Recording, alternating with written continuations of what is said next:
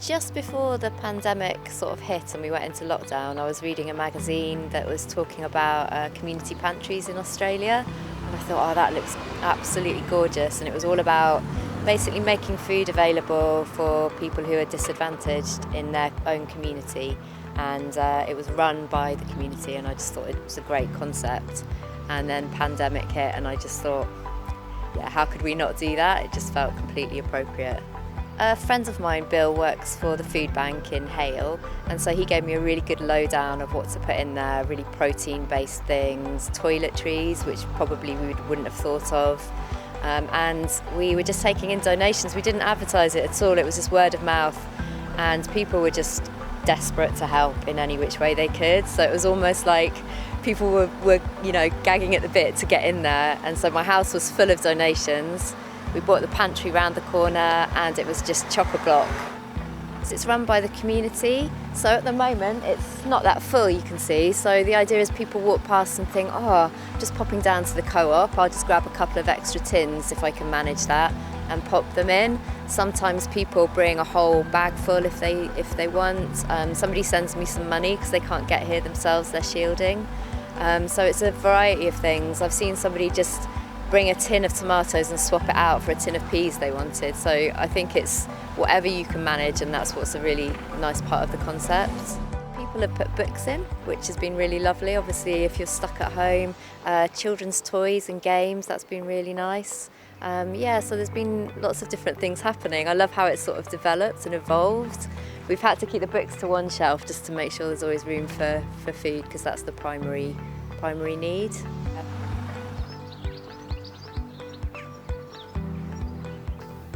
Well, what happens is every evening, just before co-op are closing, we go and collect all the food that they wouldn't be able to keep for the next day. So like the bakery items, because they bake fresh every day, they have to throw away at the end of the day. A lot of the fruit and vegetables. We often get a lot more food than this.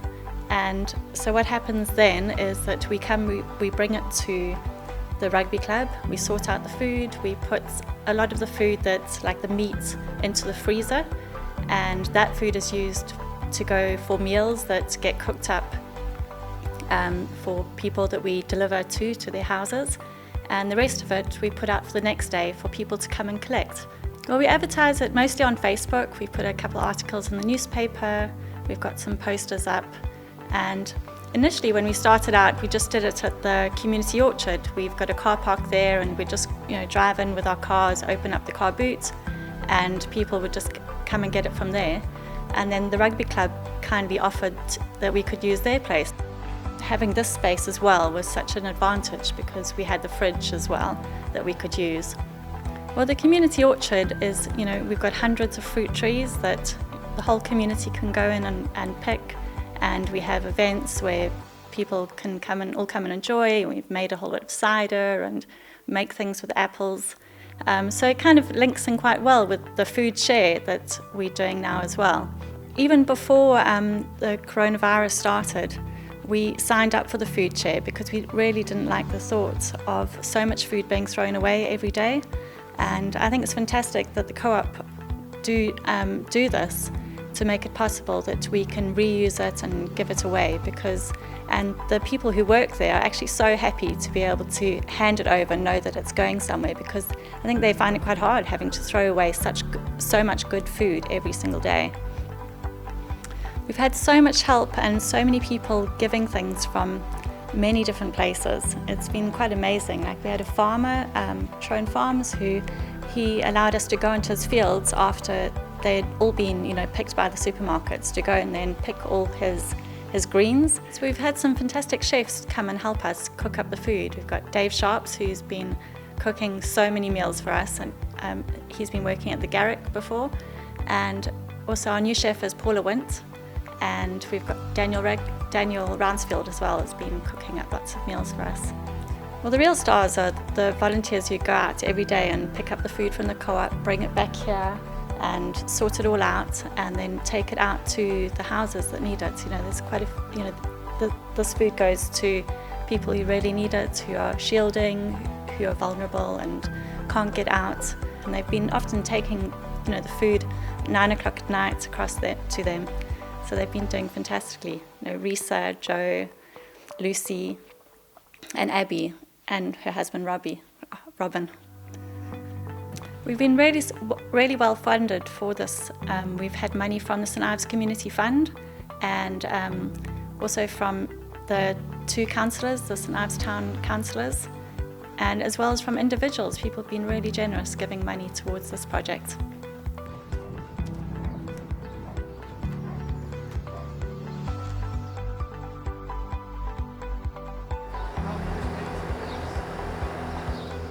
Because so many people, it's really hard time now, it's really tough time. So we try to help as much as we can. And I just got the idea because we do it in Egypt as well, just to help the vulnerable people, the people they don't have money, and so many people, they embarrassed to ask. So we got this idea, just leave it there for free, and it helps a bit as much as we can. We have 3 in total. We have one just up the bus stop here, the second one on the bus stop near the rugby club, and the third one opposite the surgery.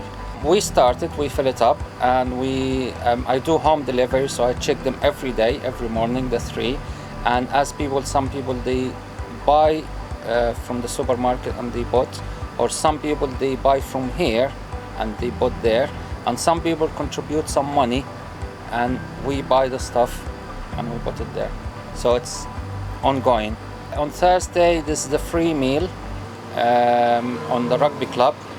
They had a problem with they can't find the fruit and veg. So we try to provide veg as much as we can as well, whatever they need, potatoes, carrots. Every week they have order, so we get it and we get it. This Corona detected. You don't have Corona.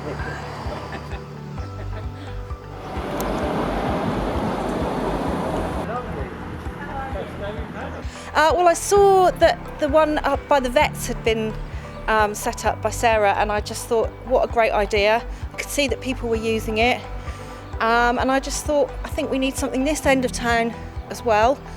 So I contacted Sarah via Facebook, and she was just so helpful. And then I sort of put out a little, anybody want to help? And Claire from the pharmacy, and also a lady called Helen Gills, she messaged me and said that she would like to be involved. And it sort of went from there. Sarah got us the pallets to build the larder. Helen's husband, I can't remember his name, I think it's Rob, he built it. And then friends of mine, Moira and Pete Eddy, moved it for us in their truck because it was quite heavy to move. And then, yeah, we just had donations coming in, and it's just been fantastic. Really, really proud of our little community here in Carbis Bay, and hopefully it's benefited, well, lots of people. Okay, so it's basically give what you can, take what you need. And there's no judgment. If you need all of it on the shelves, you take it. And the idea is that as people are passing every day, if they see it's low, they can donate a tin. We've also got a Facebook page, so we do little shout outs and appeals on there. But yes, it is basically, if you need it, please take it. That's the whole premise behind it. There's a lot of local people in Carbis Bay. I'm local, I'm a St Ives girl, born and bred, and many people are. But yeah, Carbis Bay, there's a thriving community, a local community in Carbis Bay, definitely. In this really weird time of this pandemic, we've got to reach out to our community, and we've got to make sure that we're looking after those people who live here. Yes, it's a lovely holiday destination, but at the end of the day, we all live here, and we need to make sure we're all okay. So I hope that the Pantry does do that. I hope it does make even if it makes one person feel appreciate it, or that it's fed somebody. How lovely is that? Well, we heard that there was one in town, and that it was being well used, and felt that it might be useful to have another one in a slightly different place, serving a slightly different part of the community. So actually, I think it was a member of our congregation just suggested that maybe we would think about doing that. So then I got in touch with the lady that had organised it down the road. We still do mostly do the kind of dry goods, but obviously there have been a few other things that can go, and we can do tea and coffee and sugar and flour and those things because it's covered. And then people have actually dropped off books and things like that as well, which have gone, some colouring books. Just, it's, quite a nice way of having a place that people can share some things if they want to as well. But certainly the flour and the sugar has been really popular. I've been quite surprised actually at how quickly things do go. It was really well stocked to begin with, and I've noticed that it's been harder to kind of keep it reasonably stocked. But there are people that drop off fairly frequently, which is great. But certainly when there are things there, they do tend to go quite quickly. Which just I think does show that there is obviously a need for it. And I'm aware that there are lots of things going on in the town. There's been a lot of different initiatives, which is great, and I think they just sort of cover different kinds of needs, don't they? So this is one very particular type of need, and obviously, you would hope that people weren't completely reliant on it, but it meets a need, and then obviously there's others as well. And I think St Ives has responded incredibly, actually, to those kind of different food needs, particularly that there are during this crisis. So we're hoping to use some of the land up here for some kind of community allotments.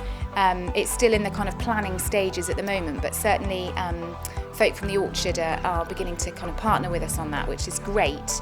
And part of that is about producing food. Part of that is about the fact that that's good for us. It's good to be outdoors and doing some gardening and being part of the community. And I think it allows us to use this space positively for the community.